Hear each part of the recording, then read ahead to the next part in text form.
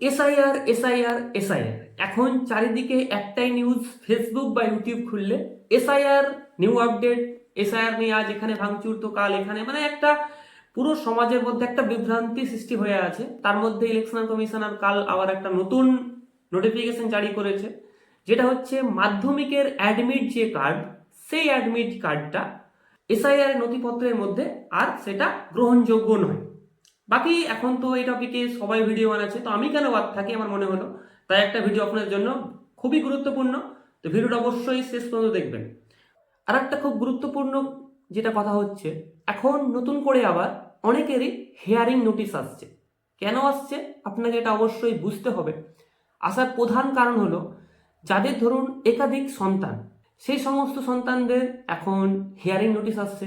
কেন আসছে দেখুন, প্রথমত এমন অনেক আছে যাদের হয়তো একটাই সন্তান, তবুও তার নোটিশ এসছে। এবার বলুন তার কেন এসছে। এটার প্রথম একটাই যেটা হচ্ছে ইলেকশন কমিশনের যেটা ডাউট, সেটা হচ্ছে একটা বাবার ডকুমেন্টস ইউজ করে অনেকে ফর্ম ফিল আপ করেছে, এমন সেটা ইলেকশন কমিশনের ধারণা।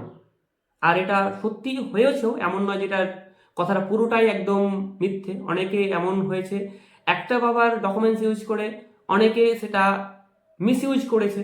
ঠিক আছে, এই জন্যই অরিজিনাল এবং ডুপ্লিকেট সেটাকে আলাদা করতে গিয়ে ইলেকশনাল কমিশন এটা নতুন পদক্ষেপ, সেটা হচ্ছে হিয়ারিং।